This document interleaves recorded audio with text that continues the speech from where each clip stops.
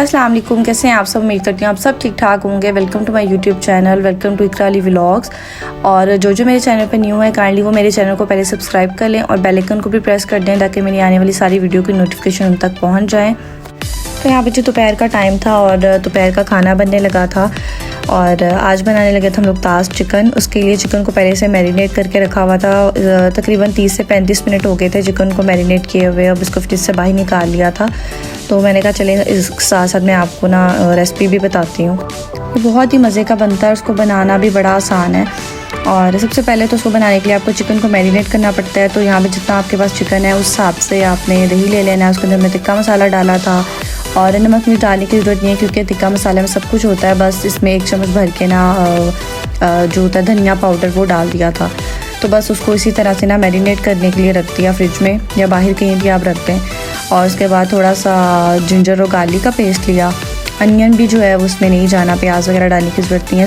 बस सिंपल इसमें अदरक लहसुन का पेस्ट पहले डाल देना है, ऑयल में वो फ्राई कर लेना है। उसके बाद हमने अपना मैरिनेट किया हुआ चिकन इसमें डाल देना है और बस जो है ना इसका पानी जो है वो अच्छे से ड्राई करना है। अच्छे से हल्की आंच पे पकने के लिए रख दिया ताकि इसका सारा पानी अच्छे से ड्राई हो जाए। और तब तक जो है ना ये आलू इस तरह से कट कर लिए थे। आप जिस तरह जैसी भी शेप में चाहें कट कर सकते हैं। हमने कुछ इस तरह से कट किए थे और उसके बाद ये आलू जो है ना सारे बारी बारी इनको फ्राई कर रही हैं।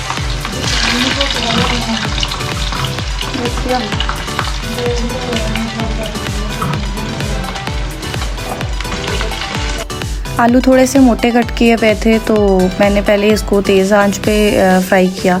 तो ये थोड़े से कच्चे थे अंदर से, मैंने इसको तोड़ के देखा तो अंदर से सख्त थे। उसके बाद भी मैंने हल्की आंच पे इसको अच्छे से फ्राई कर लिया। और बस इसी तरह से सारे आलू जो है ना उनको फ्राई कर लेना है। ये अच्छे से फ्राई हो गए थे लेकिन इसे फ्राई करने में थोड़ा सा टाइम लगा था। अगर आप चाहें तो जैसे फ्रेंच फ्राइज़ के लिए आलू को कट करते हैं उस शेप में भी काट के इसको फ्राई कर सकते हैं। उससे ये होगा कि ज़रा जल्दी फ्राई हो जाएंगे। और बाकी सबका अपना अपना तरीका होता है, जिसको जैसे बेहतर लगे वो उस तरह कर ले। इस चीज़ से जो है ना कोई इतना फ़र्क नहीं पड़ता। और बस हमने अपने फ्राई किए हुए जो आलू थे उसको हम लोगों ने इसमें डाल दिया है क्योंकि इसका पानी अच्छे से ड्राई हो गया था। उसके बाद चिकन को अच्छे से भून लिया और बस अपने आलू डाल दिए इसमें। और लास्ट में थोड़ी सी ब्रेड या रोटी का टुकड़ा सेंटर में रख के तो उसके ऊपर हमने कोयला रखा था और गर्म करके और उसके बाद जो है ना उसमें ऑयल डाल के कोयले की धुनी दे दी। सालन बहुत ही मज़े का बना था। बस उसके बाद मैंने और मामा ने मिलकर जल्दी जल्दी रोटियाँ भी बना ली क्योंकि गैस बंद होने का टाइम भी हो जाता है। इतनी गर्मी आ गई है लेकिन अभी तक गैस की लोड शेडिंग जानी छोड़ी। और फिर सिलेंडर पर रोटी वगैरह बनाना जो है ना बड़ा मसला लगता है। किचन से फ्री होने के बाद मैंने कहा बच्चों को देखती हूँ। और जब मैं रूम में आई तो बच्चे पहले से अपनी दादों से अपनी मालिशें करवा रहे थे।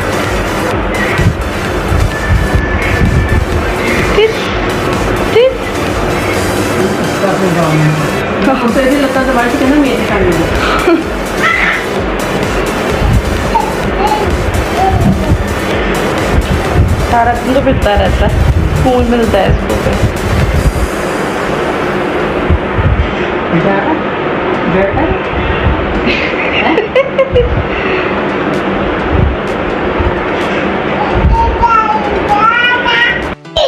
अच्छा मैं दिखा।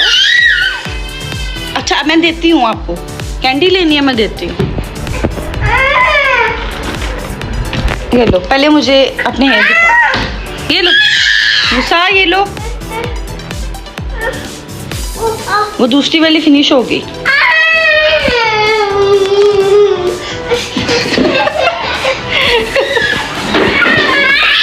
अच्छा अच्छा अच्छा अच्छा। क्या हुआ मूसा, क्या हुआ? नीचे आना है? हाँ मूसा ये कैंडी मुझे दे दो। मूसा ये वाली कैंडी मुझे दे दो। नो आप ये वाली ले लो, ये वाली ले लो। ये नो तो इतनी सारी candy. No no no no no no मूसा।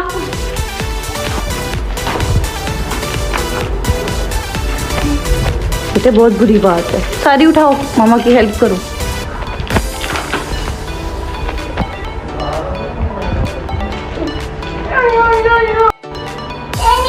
भाभी बोल के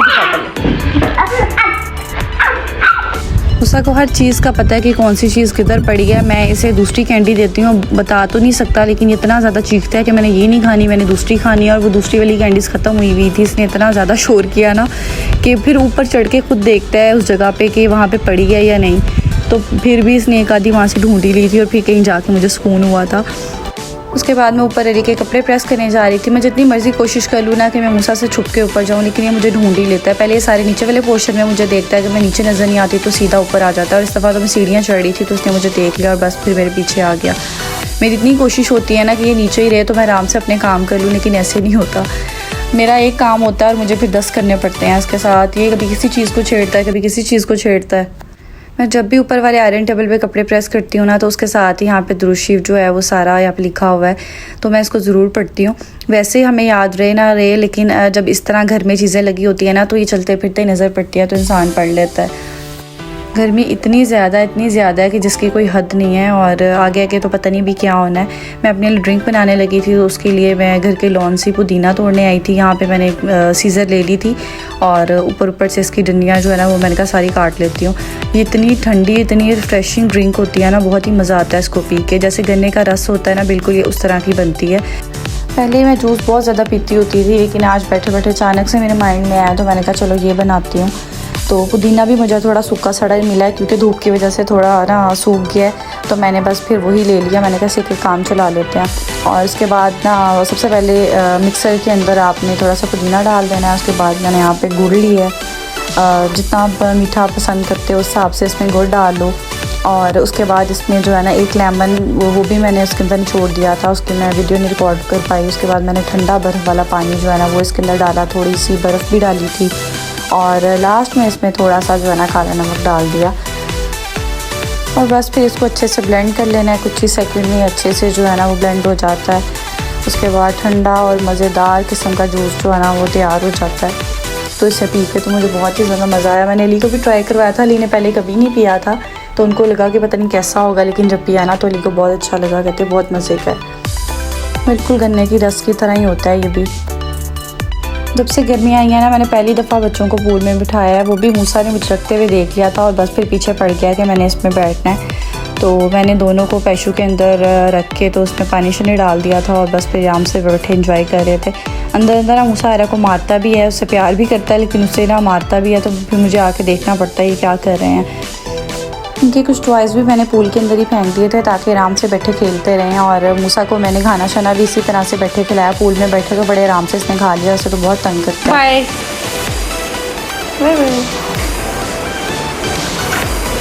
मैंने बच्चों को पहले से शॉवर वगैरह दे दिया था, उसके बाद फिर पूल में बिठाया था, क्योंकि इन्होंने बालों पे ऑयल वगैरह लगाया हुआ था। और मूसा ने तो अंडा और ऑयल दोनों को मिक्स करके बालों पे लगाया था, इसके दादों ने लगाया था। वो बालों के लिए तो बहुत अच्छा है, लेकिन ये उसकी स्मेल बहुत ज़्यादा होती है, उसके बाल बिल्कुल हार्ड हुए थे। तो मैंने कहा पहले इसको नहला देती हूँ, और फिर इसकी ज़िद पे मैंने इसको पूल में बिठा दिया और बैठे दोनों ना बड़ा इंजॉय कर रहे थे।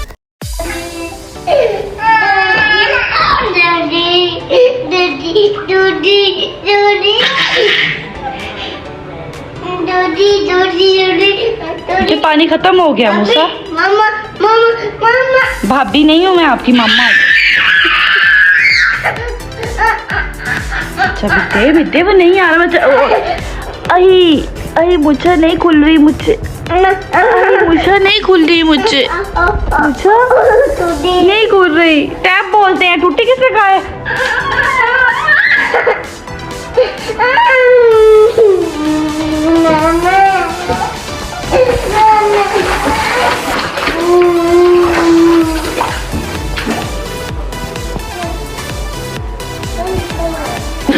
अरे गिर जाएगी, अरे क्या हाई हो जाएगी, अरे क्या हाई हो जाएगी। बच्चे वगैरह सो रहे थे और एकदम मुझे इतनी आवाज़ें आ रही थी जैसे ना आंधी आई है। तो मैं उठी थी, मैंने कहा जल्दी से ना सारी उठ के विंडो वगैरह बंद कर देती हूँ, क्योंकि आंधी से तो बहुत ही ज़्यादा गंद पड़ जाता है घर में। 2-3 दिन से तो वैसे ही इतनी शदीद गर्मी पड़ी है ना कि हर बंदा यही दुआ कर रहा है कि बारिश हो जाए, बारिश हो जाए। तो वो ना कुछ मौसम इस तरह का हो ही गया था, तो बस फिर मैं वही देखने आई थी। हवा में मिट्टी भी थी, लेकिन ठंडक भी बहुत ज़्यादा थी। मेरा दिल तो नहीं कर रहा था विंडो बंद करने का, लेकिन मैंने कहा चलो कर देती हूँ, जैसी बारिश होगी तो फिर सारी विंडो वगैरह जो है वो खोल दूँगी। और गर्मियों में तो वैसे ही आंधी वगैरह बहुत आती है, बारिश हो ना हो लेकिन आंधी ज़रूर आती है। और मौसम ख़राब होने की वजह से लाइट भी ऑफ हो गई थी और मशीन में कपड़े ऐसे ही पड़े थे। तो उसके बाद ना बारिश भी होने लग गई थी, तो मैंने कहा अब कपड़े बाहर तो नहीं फैला सकती, अंदर अंदर ही कहीं फैला देती हूँ। वैसे भी अच्छे से स्पिन हुए होते हैं, तो हल्की सी हवा फिरने की देर रहती है तो गर्मी ऐसे ड्राई हो जाते हैं। फिर मैंने सारा टेरेस वगैरह का दरवाज़ा भी खोल दिया। मौसम बहुत ही ज़्यादा हसीन हो गया था और मैं भी बस बारिश वगैरह एंजॉय कर रही थी। गर्मियों में एक काम ज़रूर होता है, जब आंधी आओ तो शोर मच जाता है कि सारी विंडो बंद कर दो, और जैसे ही बारिश होती है तो सारी विंडो वगैरह जो है ना वो खोल देते हैं। लेकिन बारिश के बाद भी हब्स हो जाता है काफ़ी ज़्यादा, क्योंकि ये मौसम ही इस तरह का है। मैं अपनी रूम की भी सारी मैंने कहा विंडो शिंडो खोल देती हूँ, कुछ जो है ना क्रॉसिंग वगैरह हो जाए, लेकिन बाद में जो है ना उससे भी ज़्यादा हब्स हो जाता है। मूसा सोया उठ गया था और उठते साथ ही टेरेस का दरवाज़ा इसने खुला देखा ना तो खुशी से फ़ौरन उधर ही भाग गया। मैं इसे टेरेस पे जाने तो नहीं देती क्योंकि बाहर भी झांकता है, और बारिश हो रही थी, मैं तब भी इसे बुला रही थी कि वापस आ जाओ, भाग रहा है कि खुदा ना खासा स्लिप ना हो जाए। मुझे किधर कल है, मुझे किधर कल है, मुझे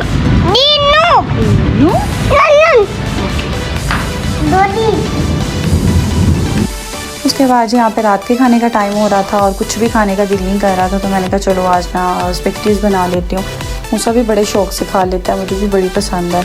तो मैंने यहाँ पे फ्रिज में जितनी भी वेजिटेबल्स पड़ी थी, शिमला मिर्च, गाजर, बंद गोभी, वो ली, उनको कट किया, प्याज वगैरह कट किया और बोनलेस चिकन लिया, और उसके साथ ही ना मैंने मैकरोनी को बॉयल होने के लिए रखा।